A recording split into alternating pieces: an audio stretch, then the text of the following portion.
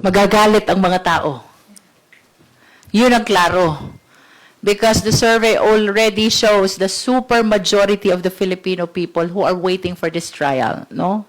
From my last recollection, 74% ng mga Pilipino ang gustong-gustong matuloy na itong impeachment trial na ito. Anong mensahe po kaya sa tingin niyo would it send if the Senate remains preoccupied po with internal leadership issues while an impeachment trial is pending? Magagalit ang mga tao. Yun ang klaro. Because the survey already shows the super majority of the Filipino people who are waiting for this trial, no?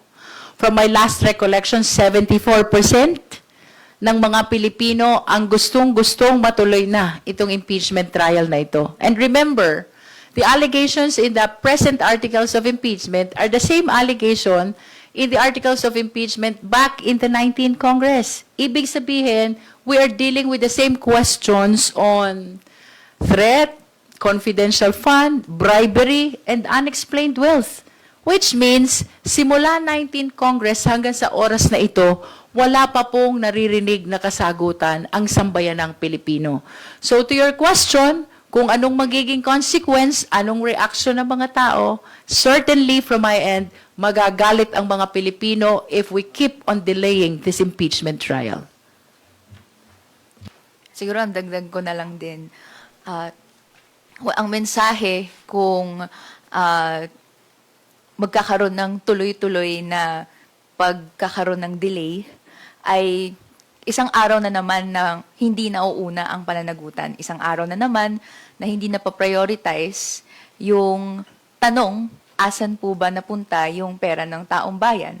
Asan po yung mga sagot para masabi natin na yung pamumuno ay naaayon hindi lang sa konstitusyon, pero sa anong pangangailangan ng mamamayan.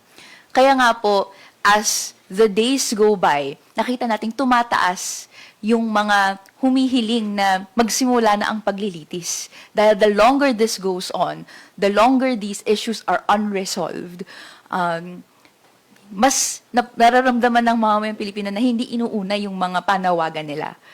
Kaya po, para unahin natin yung priority of the Filipino people, kailangan nang magtuloy-tuloy yung paglilitis.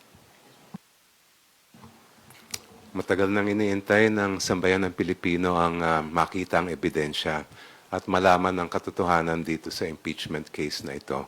At dapat wala nang maging sagabal sa trial sa Senado.